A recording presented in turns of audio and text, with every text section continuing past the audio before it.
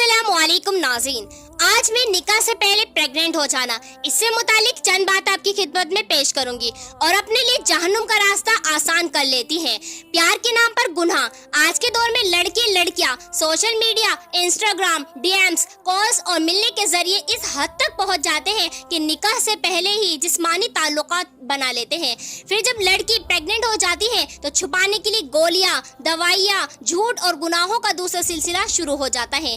निकाह से पहले प्रेग्नेंट हो जाना एक गुनाह, एक जिल्लत है। जब एक मुस्लिम लड़की निकाह से पहले जिस्मानी रिश्ते में पड़ जाती है और उसके नतीजे में अगर वो प्रेग्नेंट हो जाए तो वो सिर्फ एक गलती नहीं करती बल्कि कौम की इज्जत को मिट्टी में मिला देती है, अपने माँ बाप का सर शर्म से झुका देती है, इस्लाम को बदनाम करती है और अपने लिए जहन्नुम का रास्ता आसान कर लेती है। और फिर दवाइयों और गलत तरीकों से छुपाने की कोशिश। फिर जब हकीकत सामने आने लगती है तो कुछ लड़कियां अबॉर्शन, गोलियां और दवाइयों के सहारे उस गुनाह को छिपाने की कोशिश करती हैं। लेकिन याद रखो, लोगों से छुपा लोगे लेकिन अल्लाह से नहीं। वे तुम्हारी आंखों की खयानत को भी जानता है और जो दिलों में छुपा है उसको भी जानता है। हदीस से नसीहत। हजरत अबू हुरैरा रज़ियल्लाहु ताला अन्हु से रिवायत है कि रसूलुल्लाह सल्लल्लाहु अलैहि वसल्लम ने फरमाया, जब कोई जिना करता है तो उस वक्त ईमान उससे निकल जाता है और उसके सिर के ऊपर छाया की तरह रहता है। फिर जब वो गुनाह से बाज आता है तो ईमान लौट आता है। मुस्लिम नौजवानों से सवाल, क्या तुम्हारी मोहब्बत अल्लाह के हुक्म से ऊपर है? क्या तुम्हारा नफ्स तुम्हें जहन्नुम में ले जाने लायक है? क्या ये कुछ पल हराम खुशी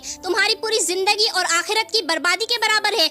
लड़की हो या लड़का, दोनों बराबर के जिम्मेदार है। ये सिर्फ लड़कियों की गलती नहीं होती, लड़कों की भी बराबर की जिम्मेदारी है। जो लड़के प्यार के नाम पर जिस्म मांगते हैं वो दरअसल नर्क का रास्ता खोल रहे होते हैं। इस्लाम क्या कहता है? अल्लाह ने मोहब्बत को हराम नहीं कहा, बस उसे निकाह से महफूज किया। निकाह से पहले कोई भी जिस्मानी रिश्ता जिना है और जिना के लिए अल्लाह ने बहुत सख्त सजा मुकर्रर की है। निकाह करो, हराम से बचो, प्यार को पाक दायरे में लाओ, अपने माँ बाप से बात करो, कभी भी छुप कर कोई रिश्ता मत बनाओ। अभी भी देर नहीं हुई, तौबा करो। अगर तुमने कोई गलती की है तो रो लो, टूट जाओ, मगर अल्लाह के सामने सजदे में गिर पड़ो। अगर तुमने कोई गलती की है तो तौबा का दरवाजा खुला है। अल्लाह रहमत करने वाला है, लेकिन तौबा करने वालों के लिए